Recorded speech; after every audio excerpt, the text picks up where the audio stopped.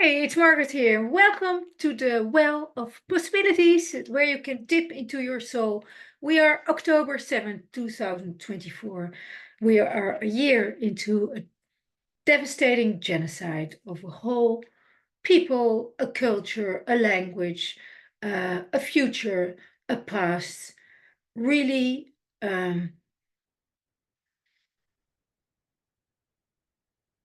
overwalked, overbombed, over um, everything, basically, just simply destroyed by other humans.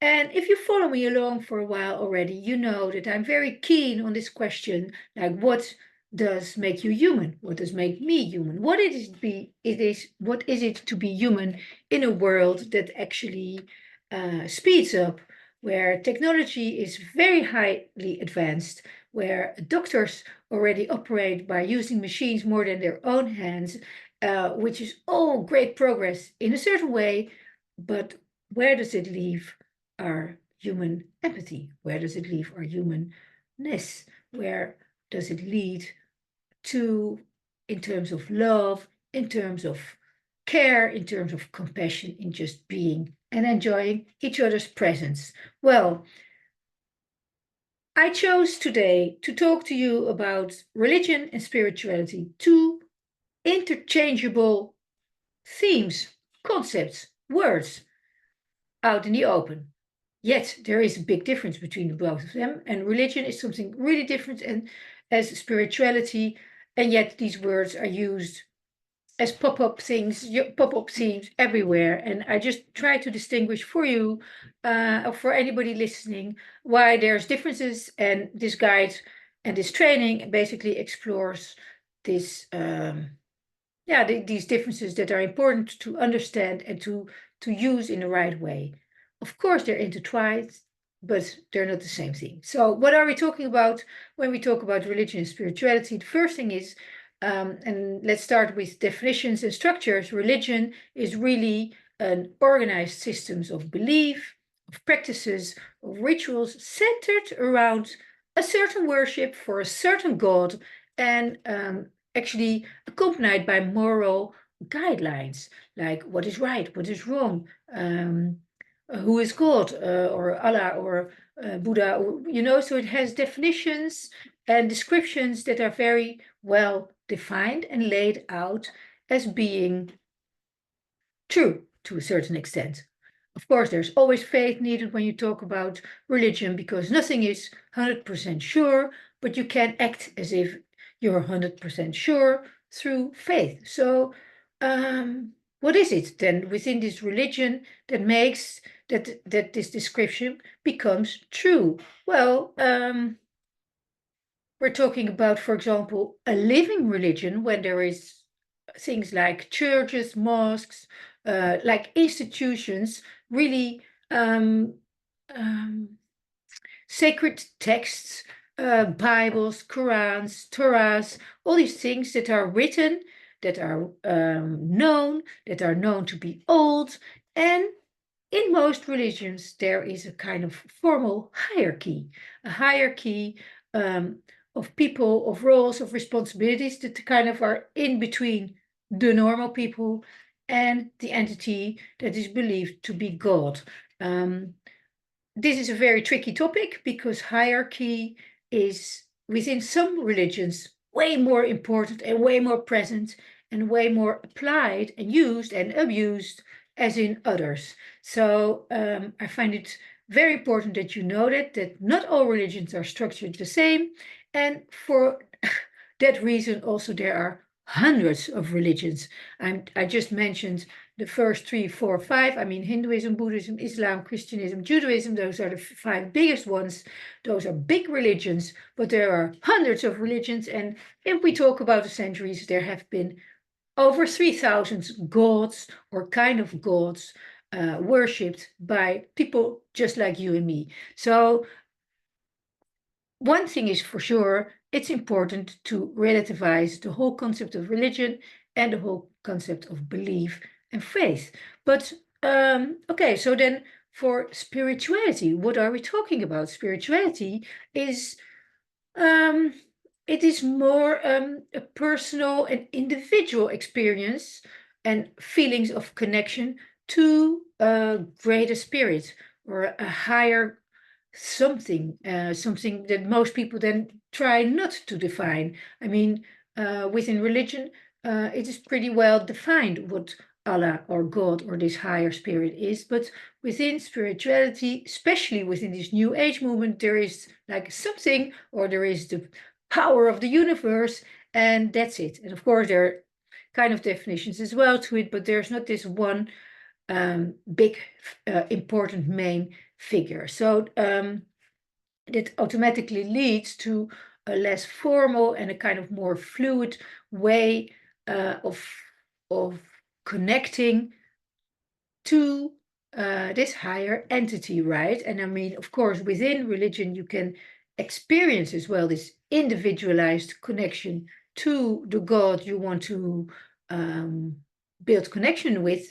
But in spirituality, it's less according to given guidelines and tools and techniques, more with things like meditation, certain mindfulness practices, reflection in stillness that are, of course, as well present in religion through prayer and all that kind of thing. So there's a lot of similarity, yet in spirituality, you could say, okay, the focus is really on how you relate to the universe, whereas in religion, it's really about a system of belief and practices that you are taught from early age onwards that you can use for your own benefit and the benefit of your community in relationship to the God of choice. Let's call it like this. So yeah, what is it that we are actually wanting to connect to? How does it work? There's a path to connection, and within religion, it's very clear how to do it. It involves a communal centering, a communal worship, even through rituals, songs, praying together. I mean, there's even specific doctrines that are used to have this shared experience of connecting to the God of choice, and those practices are done on a regular basis, repetitively, within communities, through generations, through decades, and they sometimes change, they modernize, yet in essence, they are centered about this worshiping together for and thinking together for the greater God. So how does that relate then to spirituality? Because of course, also within a religious environment, you are an individual, right? So you emphasize personal experiences more within spirituality if that's the only thing you do. There's this inner exploration. You're searching on the inside your relationship to the universe, not really to build a relationship with a specific God, but you enter into stillness, into practices to experience an inner peace, a certain fulfillment, a certain enlightenment as well. And you do seek the connection to a higher power that is not fully defined, not fully dogmatized, not fully clear, but it is sensible. People feel it. They feel this omnipresence of a higher power. So, and then there's another thing that is super important within religion, and that's who is the source of authority? What are we talking about? Who are we talking to? Who are we in relationship with this higher person? So, the source is always important. It is super important, especially when you talk about these big things like religion, and also, of course, politics, and also, of course, culture or values or laws, to always go back to source. Within religion, the source of authority often relies on sacred texts, holy texts, or texts that are considered holy, whether they are or not. That's also a question. It's also always a debate. But there are religious leaders. There are certain formations that training people in a certain yeah, in a certain responsibility, uh, perceived and also trained to become a certain messenger, being able to prophesize and use historical teachings and stories to to share the voice of God, Allah, or the God of your choice with the audience. I mean, the source of authority is really relying on ancient words, old, wise, ancient words. And these texts are taken as guides, as directions, as signposts, and as a moral, yeah, pathway actually also into the future. Um, well, you can understand there's a lot of tension around these kind of things because to what extent are old words from the past still relevant today? And it depends on the religion whether there is flexibility for interpretation, yes or no, within every um, yeah, kind of a church or mosque or that kind of thing. Within the bigger religions, there are also a lot of differing opinions. So it's kind of messy out there. And it is really something that you also have to wonder yourself. What do you find important? Should texts be interpreted to today, or should things be taken very literal as how they were written back then? So you understand that it is a hot topic of debate. Spirituality, however, centers more around personal intuition, inner wisdom, the direct experiences when in nature, when with people. So there's another sense to it. That there's not this past library of content of wisdom of humans that is used in the spiritual realm, not to that extent at least. Of course, they tap into older wisdoms as well. There are ancient texts or quotes, that kind of things used within spirituality for sure. But individuals really trust their own experiences and their own actions and rely less on the pathway set through religion or the God of their choice. So they are themselves their primary guide, basically. And then, yeah, as I just mentioned already, community is important. And I think within religion, you can say like community gets a strong emphasis even. Um, and why? Because it's important to have this shared belief. It's the shared belief that actually empowers others, seeing that you're not the only one. You recognize each other in certain ideas, in a certain language, in a certain way of perceiving the world as well. Um, and again, nothing is set in stone, right? I mean, the risk is a certain rigidity and a certain judgment, which is not at all the purpose of a religion, but it does pop up where in environments where the rules become too strict, right? Where there's more attention actually for the rules than for the purpose of the rules. And that's always something to be very alert on, by the way. So there are communal rituals, there are group prayers, there's collective worship. I mean, for atheists, the word worship is already like holy. What's going on? Oh, sorry, holy is it's actually funny that I say this, but I mean, worship feels like falling down on your knees and praying and all that kind of things. Okay, there are people who do this.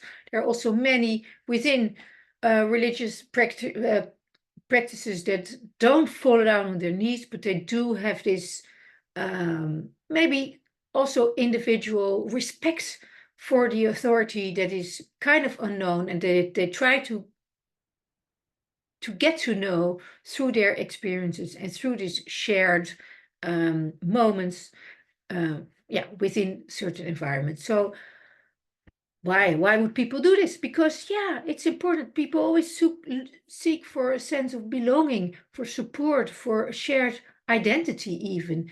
And when you don't want to find these in earthly matters, it is beautiful to be able to find those in in the God of choice, right? So I think it's possible for you to understand what I mean with that. So a shared identity. not necessarily in the way how everything is done and practiced and defined, but more the shared identity as, for example, children of God. It's a beautiful image that people can use as recognizing each other and considering and welcome each other as children of God. Well, this is just an example. In spirituality, there's more focus on the personal journey and the self discovery in relation to the universe, the fact that you are born, what's your purpose, what's your calling. There are a lot of solo activities possible. Again, also within religion, of course, because prayer all by itself is also an individual thing in relationship to God. But in spirituality, there is this thing like meditation or personal rituals, contemplation that have you more being on your own in relationship to the big wide universe. So um, that kind of gives this personal freedom, tailored practices that actually suits your needs at the moment you feel like doing something. It's a little bit more loose, and it can, at the other hand, also be very um, rigid and disciplined if you want to. So, yeah, there's some flexibility there. And talking about flexibility and adaptability, I mean, religions are big institutions, right? I mean, they're generally less flexible. They have some fixed and defined doctrines, practices, words, chronological orders throughout the year, interpretations, even. But again, as I said before, many different mosques, uh, different kind of Muslims within Judaism, in Christianism, Hinduism, Buddhism. There are a lot of varieties, and I think it is extremely important to always recognize these or at least acknowledge these and the fact that those are there. There is not one truth possible. That would be ridiculous to think that the harshness with which some people judge other religions immediately has this boomerang effect of also wondering about about the weirdness of your own religion, right? So I think that's important to understand. And if you want change, if you think change is necessary, whether you're an atheist or a believer or whatever you are, change occurs slowly through official channels within religion, if we are talking religion, and they do take time, but a lot of modern um, institutions are very well open to change. It is possible, and yeah, um, the old wise words still resonate today and still relate to today's yeah, uh, joy, beauty, and of course dramas and despair. So because ultimately the ancient old texts, these wise words of the past are all about how to actually navigate through life, right? So and then for spirituality, it is very adaptable. It is very much open to individual interpretation, individual experience, which makes it nice and also accessible to many. And it's often actually a first step for many people to enter this, yeah, this other dimension of living, right? The practices and beliefs that can evolve, can that you can evolve in are often based on personal growth, on yeah, coincidences, opening your eyes for new things coming on your path, new insights. And that's a beautiful journey to be on if all these things are new to you. And it's definitely beautiful to open up to this. So the harshness with which some religions are judged are actually very contradictory to all religions by itself. So I think it's important to try to understand what the definitions of religion and spirituality are, though they both are paths to connection, to understand life better, to respect even life better, and to wonder if there is more than the eye can see, right?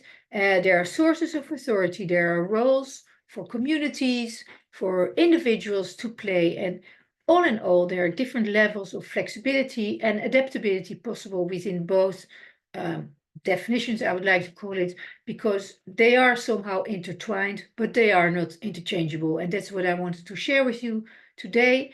I will also add on with another training that I will record straight after this one, because it's very important that that all five main religions, that you understand that all five main religions are actually highly ethical. That they are used and abused to make war, to become greedy, to obtain power, using these religions and these wisdom nuggets, because there are many of them in all religions, right, to rule the world, is, I find it very, very sad and actually awful. That's why I wanted to start with this training, say, like, okay, there is a difference between religion and spirituality. I'm not pleading for any of these. I don't mind what you believe. If you believe, really, I don't mind, as long as you open up to the possibility of wisdom found within these worlds, and also understanding that there are many, many people, and also people in power, that actually abuse the wisdom and the learnings and the positions and the sources of authority for their personal gain. And yeah, I will always be very alert to that, and I invite you to do so as well. So wherever you are, embrace the path that resonates most with you, whether that's through structured community of religion, religious practices, or are you, if you're curious to them, just one day walk into such an institute, inform yourself. And it's also beautiful to be on this personal journey of spirituality. They are not interchangeable, but you can definitely intertwine, which makes for a very rich and fulfilling life. Both paths leads to profound growth and fulfillment. And you are the one that will sense what beliefs are most enlightening for you. Have a great day, and I'll see you in the next training.